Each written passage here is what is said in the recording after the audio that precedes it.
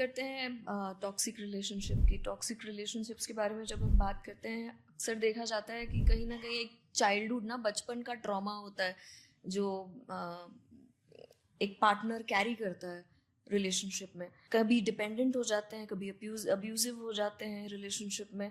ये इसका सोल्यूशन क्या देखते हैं आप एक टॉक्सिक रिलेशनशिप में, अगर आप किसी पार्टनर को देखते हैं तो? नहीं, देखिए, उसका तो साइकोलॉजिकल ट्रीटमेंट होना चाहिए, है ना। अभी ये बहुत कॉमन हो गया है विदेशों में, यूरोप और अमेरिका में। तो मैरिज के पहले प्री मैरिज रिलेशनशिप तो बहुत कॉमन चीज हो गई है। अब हिंदुस्तान में, आपके शहर में भी बहुत कॉमन हो गया है, बहुत कॉमन।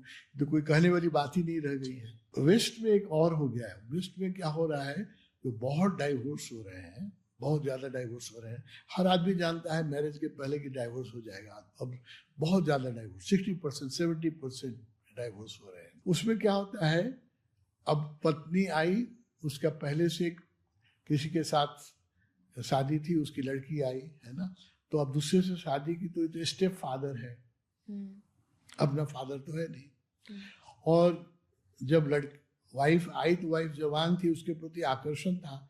वाइफ बूढ़ी होने लगी और जो लड़की थी वो जवान हो रही है। अब स्टेप फादर का उसके प्रति आकर्षण हो जाता है ना। और रिलेशनशिप वेस्ट में बहुत हो रहे हैं, बहुत हो रहे हैं। स्टेप ब्रदर के साथ, स्टेप फादर के साथ रेप हो जाता है रिलेशनशिप।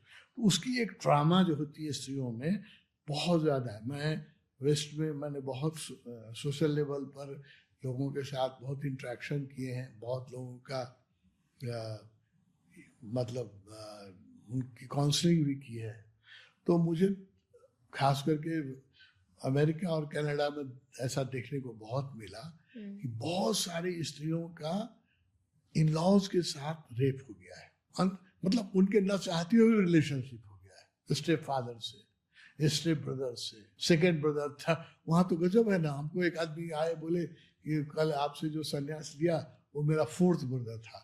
हमने कहा कि 4 भाई हैं। नहीं नहीं, फोर्थ ब्रदर का हमारा ये मतलब नहीं। फोर्थ ब्रदर का मतलब उसकी माँ पहले किसी और के साथ थी, फिर उसका फादर और के साथ था, फिर उसकी माँ इधर की। मतलब 4 रिलेशनशिप होने के बाद हम लोग बड़े बोला ये फोर्थ ब्रदर, थर्ड ब्रदर ये हो गए। अब जो फोर्थ ब्रदर है उसको तो उसकी अपनी बहन जैसी नहीं लगती है लड़की, समझ रही है उसको। जी जी। दोनों यंग है, अट्रैक्शन होता है, एक ही घर में रहते हैं, सेक्स हो जाता है। और अधिकांश केसों में लड़की के न चाहते हुए भी हो जाता है रेप। एक तरह से उसको रेप कहिए, है ना।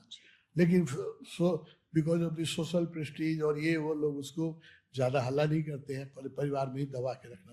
लेकिन वो ट्रामा जो है स्त्री के मन पर बहुत बड़ा बुरा छाप पड़ता है। रेप जो है खास करके स्त्रियों के मन पर इतना बड़ा वो धक्का पड़ता है कि वो जिंदगी भर नहीं भूल सकती है, जैसा मैंने देखा है।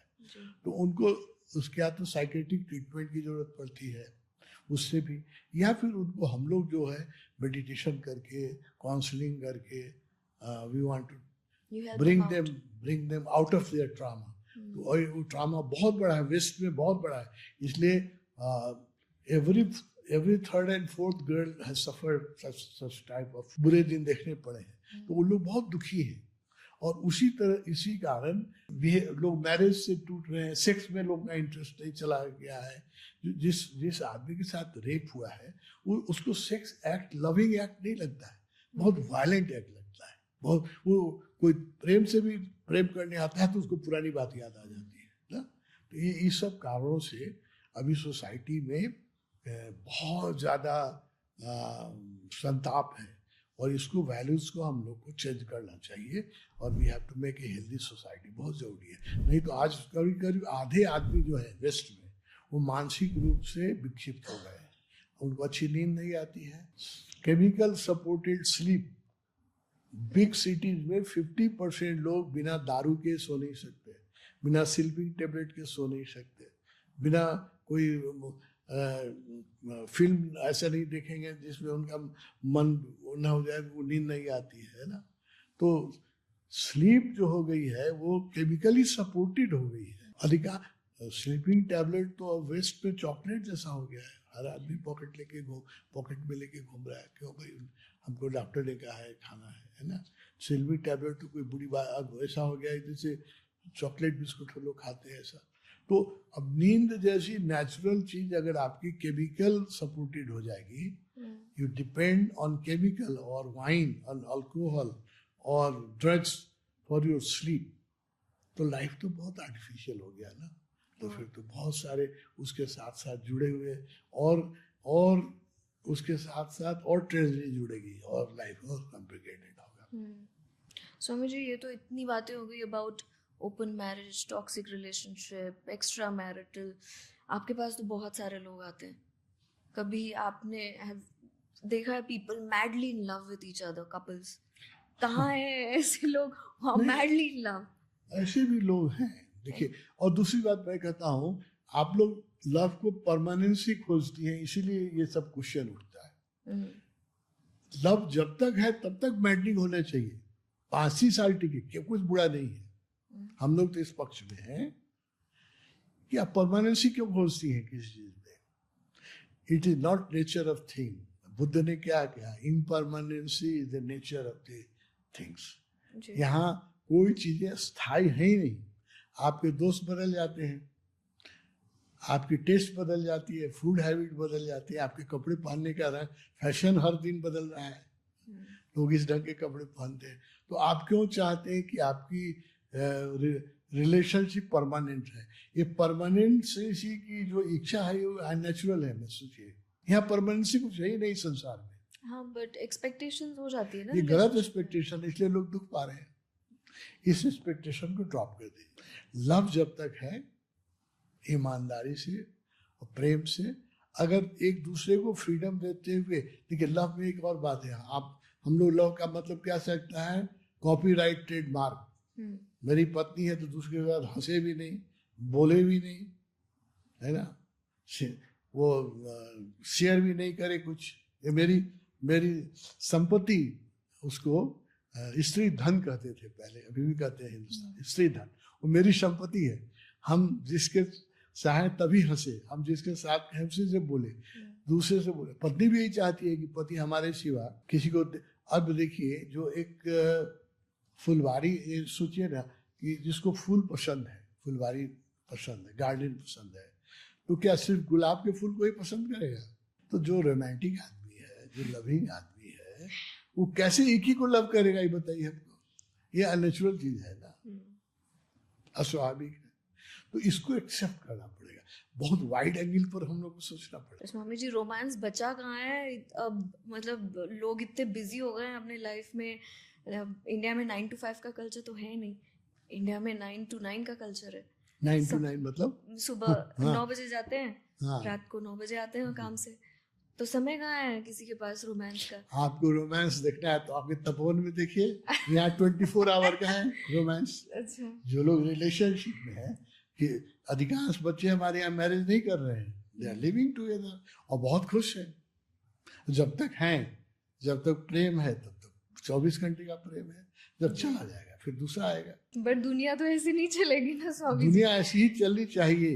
वो बात अलग जब है। तक ऐसी दुनिया नहीं बनेगी तब तक सुसाइड होते रहेंगे, लोग डिप्रेशन में जाते रहेंगे। क्योंकि आप देखिए, कुछ आप नेचुरल चीजें मांग रही हैं। आप सोचिए ना, दो आपके, अच्छा एक बताइए मुझे, आपकी जो कोई लड़की जो आपकी क्रिटिसाइज कर रही है या आपसे अभी नाराज रहती है, वही होगी जो आपकी एक दिन गहरी दोस्त रही होगी।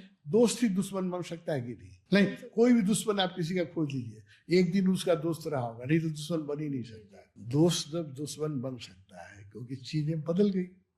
एक दिन दोस्त था, मेरे बहुत से यहाँ एडमायरर थे जो मुझे बहुत पसंद करते थे, आज मेरे सबसे बड़े क्रिटिक हैं।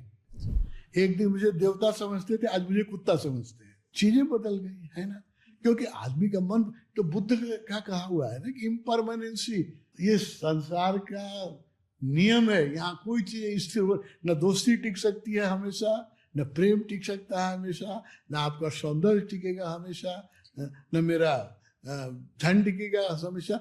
सब चीजें स्थिर है। तो जब तक हैं तब तक सुंदर रहे। हम लोग इस सिद्धांत पर विश्वास करते हैं। इसलिए आपको देखना है 24 आवर लव, तो आपके तपोवन में देखिए, यहाँ लोगों के पास मैरिज सर्टिफिकेट नहीं है, बस 24 घंटे लोग साथ हैं। इस फ्रीडम के साथ है कि जब तक हैं, जब प्रेम विदा हो जाएगा तो कोई दूसरा आ जाएगा। ये समाज बनना चाहिए, ये हेल्दी सोसाइटी का लक्षण है। कहने में मैं कहूँगा तो अभी बड़ी बात लगेगी, लेकिन धीरे धीरे जब समाज विकसित होगा तो लोग इसको एक्सेप्ट करेंगे कि there is impermanency in the nature of the world. तो कुछ भी चीज़ यहाँ परमानेंट नहीं हो सकता है। आप जवानी को हमेशा बचा सकती हैं। ये हम बाल को काले रख सका, सफ़ेद हो गया, मैं तो नहीं चाहता था। तो चीज़ें तो बदलेगी ही, संबंध भी बदलेगा ही। जब आप कपड़े बदल लेते हैं, आपका की फूड हैबिट बदल जाती है ना, सब चीज़ें बदल जाती है, तो कैसे एक ही व्यक्ति आपको जीवन भर प्यारा लगेगा?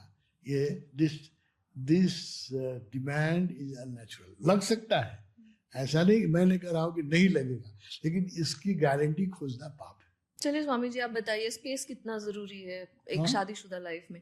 स्पेस, फ्रीडम कितना जरूरी है? बहुत जरूरी है, बहुत जरूरी है। हर व्यक्ति को अपना स्पेस होना चाहिए। मेरे दृष्टिकोण से तो एक बेडरूम नहीं होना चाहिए घर में, दो बेडरूम होने चाहिए। और जब दोनों की इच्छा हो तो एक बेड पर सोएं, है ना। 7 दिन एक बेड पर सोना तो बड़ा उबाने वाला खेल है। 365 दिन नहीं, ठीक है। आज मेरा मन भाई किताब पढ़ने का, रात में मैं किताब पढ़ूंगा, तुम सो, है ना। आज मेरा मन एक फिल्म आ रही है, टीवी पर फिल्म देखना है, तुम सो, है ना। तो रोज रोज साथ सोना ऐसा है कि रोज रोज आप दाल भात खाइए, दाल भात खाइए, दाल भात खाइए। कभी तो लगता है कि भाई पराठे खाएं या आलू चॉप खाएं, तो इसमें बुरा क्या है? इसलिए मैं तो 365 दिन पति पत्नी एक ही बेड पर सोएं, इसका विरोधी हूँ। उनको देयर शुड बी 2 बेडरूम, है ना। 100%। बाथरूम एक हो सकता है, क्योंकि एक बार दोनों को नहीं जाना है, लेकिन सोने के लिए हाँ, अलग होना चाहिए। जी जी, नहीं ये तो मैं मानती हूँ, 2 होने चाहिए। हाँ, अब ये आप मानती है, लेकिन यही बात अगर कोई नया न्यूली मैरिड को कहिए तो मारने के लिए तैयार हो जाएगी। यही बात मैं तपोवन में कह सकता हूँ, यही बात अपने गांव में कहूँ तो मुझ पर सर पर जूते पड़ेंगे मुझे। तो वो उनको पूरा लॉजिक समझाना पड़ेगा ना। लोग इतने खुले मस्तिष्क के कहाँ हैं? कौन सत्य को सुनने के लिए लोग तैयार होते तो जीसस को क्यों सूली दी जाती? लोग सत्य को सुनने के लिए तैयार होते तो सुकरात को क्यों जहर पिलाया जाता? गांधी को क्यों गोली मारी जाती? ये दुनिया सत्य को सुनने के लिए कौन तैयार है? जी। इसलिए हम लोग आश्रम में रहते हैं ना। ये बात जाकर के गांव में कहेंगे तो पड़ेंगे, लाज जूते पड़ेंगे। पर बदलेगी दुनिया जी, दुनिया बदलेगी, बदल रही है। अगर ओशो इसके एक नए दुनिया के सूर्योदय है। आप देखिएगा, जितना आप ओशो को पढ़िएगा, जितने लोग पढ़ेंगे, वैसे ही से लोग कंटेम्पररी होते जाएंगे। लोग क्या है, जीते हैं 21वीं शताब्दी में और उनका मन जो है 18वीं शताब्दी का है। शरीर और मन दोनों कंटेम्पररी नहीं है। शरीर की आवश्यकताएं बदल गई, है ना, लेकिन विचार जो है वो 200 साल पुराने। कॉन्फ्लिक्ट हो जाता है अपनी जीवन पद्धति में, और अपनी जो हमारी जो संस्कार है, फैमिली ट्रेडिशन, इसी में लड़ाई हो जाती है ना। फैमिली ट्रेडिशन तो ऐसा था कि मंगलवार को उपवास करो, है ना, और इस दिन प्रदूषण का व्रत करो, और पहले सुबह उठते ही पति का पैर धो करके उसका चन्नामृत पियो। अब तो नहीं होता है। अब तो नहीं होता, लेकिन था ना एक दिन। आपके माता पिता करते होंगे, या दादा दादी से पूछिएगा, पिता नहीं, एक समय था, हम लोगों ने तो देखा है कि सुबह उठ के पैर छूते थे पति पत्नी के। अभी बदल गया है, बम्बे में आप लोग बदल गए हैं। नहीं, मैं तो बहुत छोटी जगह से आती हूँ। हाँ, आती है, लेकिन आप पूछिएगा लोगों को, एक समय ऐसा था, हर दिन नहीं तो कोई पूजा का दिन होता था, ये कोई व्रत होता है, उसमें पति का पैर छू के लोग पानी पीते। करवा चौथ, पानी नहीं। हाँ जी। अब नहीं पीते, अब छू लेते हैं, लेकिन पहले तो पैर धो के पानी ही पीते थे, है ना। चीजें बदल गई है ना, बदलना चाहिए लोगों को। हम लोग इसी पक्ष में हैं, इस समय के साथ जब ऋतु, देखिए अभी मैं एक स्वेटर पहने हुए हूँ, और इस स्वेटर से मैं अटैच हो जाऊँ और इसको मई में भी पहनना चाहूँ, तो ये बेवकूफ़ी है ना। तो वही है, चीजें बदल गई हैं, लोग स्वेटर नहीं बदलना चाहते। तो गर्मी में पसीना भी चल रहा है, पति तुम परमेश्वर हो, पत्नी तुम तो मेरा ऊपर स्वर्ग में सातों देवता ने मंजूर किया था, 7 जन्म साथ रहेंगे। ये सब बेहूदी बातें हैं, झूठी बातें हैं, कोई हृदय से नहीं कहता है, सिर्फ ग्रामोफोन का रिकॉर्ड बजता है। जी, जो आपके हृदय में है वही बोलना चाहिए। वही तो ऑनेस्टी तो नहीं पचती है, उसी- हजम कहाँ होती है ऑनेस्टी उसी रिलेशनशिप ऑनेस्टी में। को बचाने के लिए तो हम लोगों ने तपोवन क्यों बनाया है? इतने गालियां सुन करके भी मुझे तपोवन बनाने में और ओशो को नेपाल में स्टैब्लिश करने में कितनी गालियां सुननी पड़ती हो।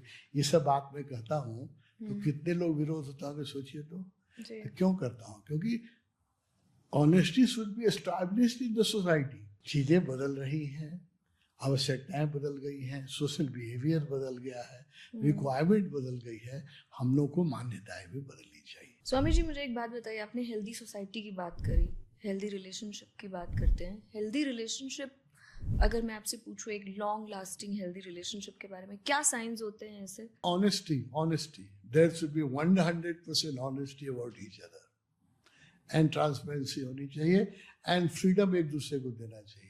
ये आपके टिक बॉक्स है फॉर हेल्दी नहीं रिलेशनशिप? नहीं, वो एकदम स्वतंत्रता। Love does not mean that आप उसको स्लेव बना लीजिए, अपने पति को अपना घोड़ा गधा बना लीजिए, नहीं नहीं। Give him freedom and he should also give you freedom. जी, प्रेम का पहली पहचान है कि मुझे विश्वास होना चाहिए ना। मेरा दोस्त है तो उस पर तो मुझे विश्वास होना चाहिए ना, तब तो मेरा दोस्त है।